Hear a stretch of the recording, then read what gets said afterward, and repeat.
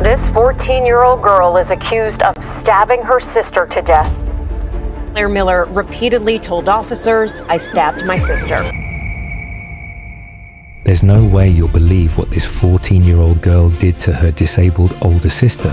This is shocking and tragic. It's the kind of thing we would expect. Claire was hearing voices the night she killed her sister. A 14-year-old girl brutally murdered her physically disabled sister while she was sleeping. It's shocking. It's terrifying.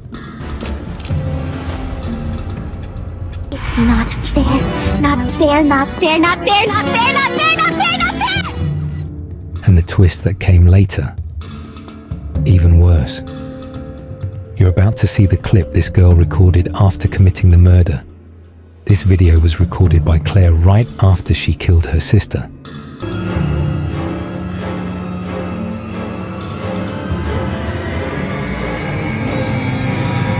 The blood you see on her hands is her older sister Helen's. And what shocked people even more was that just a few days after the murder, Claire's TikTok account gained over 11,000 new followers. So the question is, what happened that turned Claire from a loving, caring sister into a cold-blooded killer?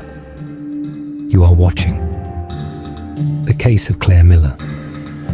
Claire Miller lived in Pennsylvania with her parents and her 19-year-old sister Helen, who had cerebral palsy and was physically disabled. Claire had a pretty normal teenage life: school, sports, friends. She took care of her parents and, more importantly, she truly cared for Helen. Despite being younger, Claire was extremely sincere and responsible with her sister's needs, which is why what she did makes this case so strange, because her actions were the complete opposite of her nature. So what exactly happened that night? Claire was very active on social media. That night, her parents said goodnight and went to sleep, completely unaware that when they woke up, their entire world would be destroyed and both their daughters would be gone. One dead, the other a killer. When the stabbing took place, the whole neighborhood was silent. Girl's parents were home but asleep when the stabbing took place. Claire had clearly planned this earlier. While Helen was fast asleep in her room, Claire quietly walked in, holding a sharp knife. She pressed a pillow over Helen's face and began stabbing her repeatedly, on her chest, her neck, and her face. Imagine this for a moment. A girl already disabled, unable to defend herself, now attacked by the very sister who always cared for her. Helen must have experienced unimaginable fear in those final moments. She would have never believed that the little sister she trusted would take her life. Helen died painfully, gasping for breath. But the story doesn't end there, because what happened next is even more disturbing. At around 1 a.m., Pennsylvania police received a call. On the other end was a trembling young girl. Her voice was shaking so much that the officers couldn't understand anything she was saying. Claire called 911 Monday morning saying she had just stabbed her sister. After several attempts, they finally understood one chilling sentence. I stabbed my sister. I stabbed my sister. Realizing what had happened, officers rushed to the Clayton Road address. When they arrived, they saw Claire outside, wiping blood from her hands with snow on the ground. She calmly guided the officers to the room where Helen's body lay. Police found a blood-soaked glove and a stuffed toy giraffe on the floor. The same giraffe Claire later filmed for TikTok, the clip you saw at the start. On the bed inside, officers found Helen's body, surrounded by blood, a pillow pressed into her face, a large knife stuck in her neck. Even seasoned officers were shaken by the brutality. The sound of police cars and ambulance sirens woke Claire's parents. They never imagined that in just one night, their entire world would be destroyed. One daughter was dead, the other was being arrested and taken away in a police car. It was nothing less than a nightmare. But what made this case even more disturbing were the details Claire confessed on the way to the police station.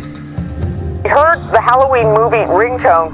She said, "I Michael Myers my sister." After hearing the Halloween movie ringtone, Claire said, "I Michael Myers my sister." Michael Myers, referring to the fictional character Michael Myers from the 1978 horror movie Halloween, who killed his own sister. Claire compared herself to him.